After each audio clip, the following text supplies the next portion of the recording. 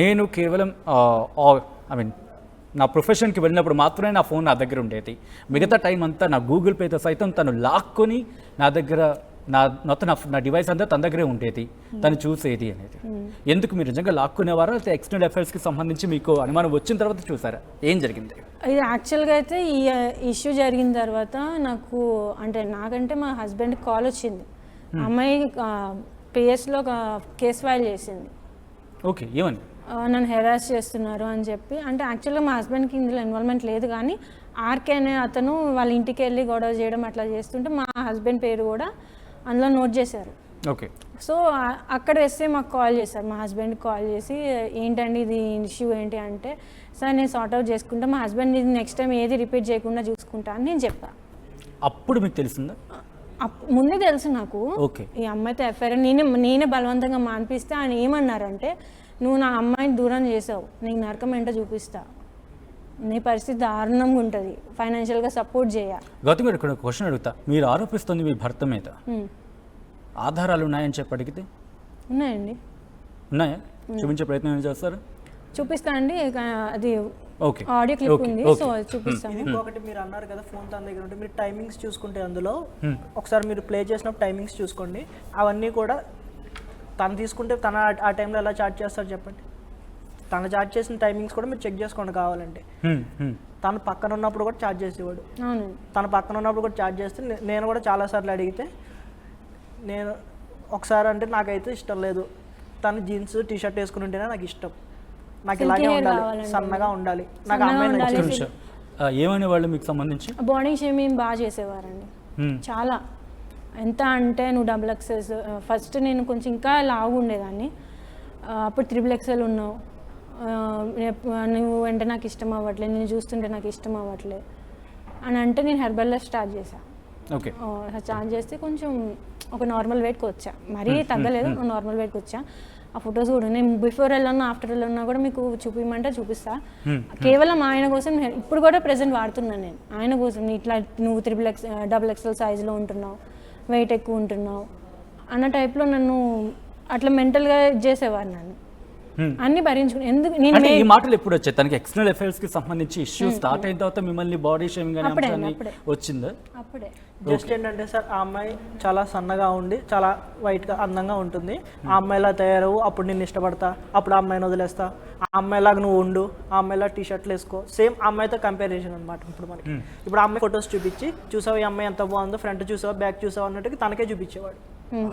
చూపించారండి, చూపించేస్తారు. కావాలంటే ఆ అమ్మాయి ఫొటోస్ కూడా ఉన్నాయి, కావాలి మీకు షేర్ చేయమంటే మీకు షేర్ చేస్తాను, ఎందుకంటే వాళ్ళకి ప్రైవసీ మనం డిస్క్లోజ్ చేయలేము, అది మీకు షేర్ చేస్తాను సార్. అది ప్లస్ ఇంకా ఏమైనా ఉంటాయంటే, నువ్వేమన్నా చేసుకో, నాకైతే అమ్మాయితో నేను ఉంటాను, నేను నీతో అయితే ఉండను. ఆయన ఎంత ఎక్స్ట్రీమ్కి వెళ్ళిందంటే తన కోసం నన్ను వదిలేసేంత ఎక్స్ట్రీమ్కి వెళ్ళింది ఆయన అఫైర్స్. అది ఎట్లా అంటే నేను డివోర్స్ ఇచ్చేస్తాను, ఇంకెన్ని రోజులు కొన్ని రోజులే అన్న టైప్లో చాట్స్లో ఉన్నాయి. నేను అన్నా, మరి బాబుని ఏం చేద్దాం, పెళ్ళయింది, ఒక బాబు ఉన్నాడు, ఆ అమ్మకి పెళ్ళయింది, ఒక బాబు ఉన్నాడు, నువ్వు నా బాబుని వదిలేసి మన బాబుని వదిలేసి వాళ్ళ ఎవరో బాబుకి నువ్వు తండ్రిలా అవుదాం అనుకుంటున్నావు ఇలా అని అడిగా. దానికి ఆన్సర్స్ అంత పర్ఫెక్ట్గా ఇవ్వలేదు మా ఆయన. అంటే ఏమంటున్నారు, నాకు అవుతానని నీకు చెప్పానా అన్న టైప్లో మళ్ళీ అట్లా రివర్స్లో వస్తున్నారు. ఈ ఇష్యూ బయటకు వచ్చిన తర్వాత అన్ని సార్ట్ అవుట్ అయిపోయిన తర్వాత అప్పుడు అలా అంటున్నారు. నేను అన్నా, నువ్వు ఆల్రెడీ అమ్మాయితో ఎఫ్ఐఆర్ పెట్టుకున్నావు, చేసావు, మరి ఇప్పుడు మళ్ళీ ఎందుకు ఇట్లా రివర్స్లో మాట్లాడుతున్నావు అన్న. అండ్ ఇంకా ప్లస్ ఏంటంటే వాళ్ళ కాలేజ్లో కూడా, ఈయన కాలేజ్ ఇప్పుడు MR సెట్లో చేస్తున్నానని చెప్పారు, MR సెట్లో కూడా వాళ్ళ కొలీగ్స్ దగ్గర ఒక నెగిటివ్ ఇంప్రెషన్ ఉందని నేను అనుకుంటున్నా. కానీ ఆయన ఏమంటున్నారంటే, నేను ఇక్కడే కాదు ఒడిశాలో కూడా చేశాను, మీరు ఎవరిని అడిగినా నా ప్రొఫైల్ ఏంటో తెలుస్తుంది, నా ప్రొఫైల్. ఆయన బయటకు బాగుంటారండి, అమాయకుల్లా ఉంటారు. నేను ఎలా ఉంటానంటే నాది కొంచెం బేసిక్గా హై వాయిస్, సో నేను ఏమన్నా మాట్లాడితే ఇగో అమ్మాయి గట్టిగా మాట్లాడుతుంది అన్న టైప్లో మాట్లాడతారు. మా హస్బెండ్ అలాగా చాలా సైలెంట్గా ఉంటారు, చేయాల్సింది చేస్తారు. సో ఇప్పుడు ఎగ్జాంపుల్ ఇప్పుడు ఇంట్లో నుంచి వెళ్ళిపోవడం, చాలా ప్రీప్లాన్డ్గా ఇంట్లో నుంచి వెళ్ళిపోయారు. అక్కడ వరకు వద్దాం, కానీ ఎక్స్టర్నల్ అఫైర్స్కి సంబంధించి మాట్లాడినప్పుడు మీకు ఎప్పుడు తెలిసింది, ఎన్నాళ్ళు కంటిన్యూ అయింది రిలేషన్?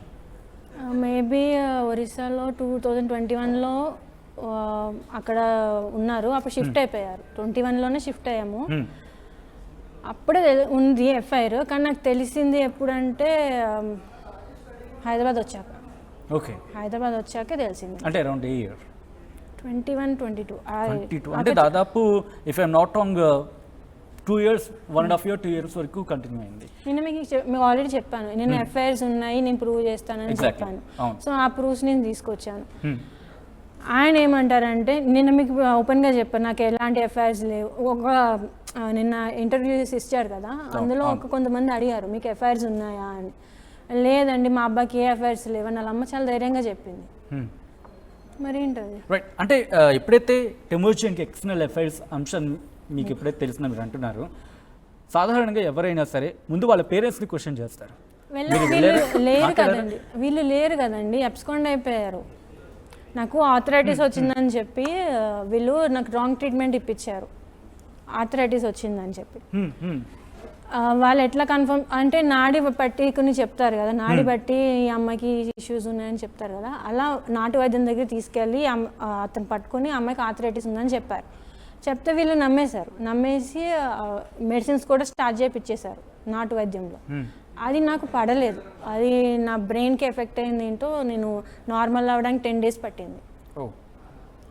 అది టెస్ట్ చేపిస్తే అందులో నెగిటివ్ వచ్చిందండి. ఓకే, దీనికి సంబంధించిన చార్ట్ కూడా ఉంది మన దగ్గర, అది కూడా పంపిస్తాం. ఒక్కసారి అది చూపించే ప్రయత్నం. అది ఆ ఇష్యూ మీద నాకు ఆల్మోస్ట్ 1 month మా హస్బెండ్ నాతో మాట్లాడలేదు. కేవలం నా ఆర్థరైటిస్ ఉందని చెప్పి వెళ్ళిపోయారు. ఆయన ఒరిస్సా వెళ్ళిపోయారు, చెప్పకుండా వెళ్ళిపోయారు నాతోటి. నేను వస్తాను కదా, చెప్పకుండా ఎందుకు వెళ్ళిపోయారంటే రిప్లై లేదు. నేను ఎన్ని ఛాన్స్ పెట్టాను, నేను మెసేజెస్ చూడండి కావాలంటే. అసలైన తొలి వెలుగు. ఫాలో వాట్సాప్ @తొలి వెలుగు official.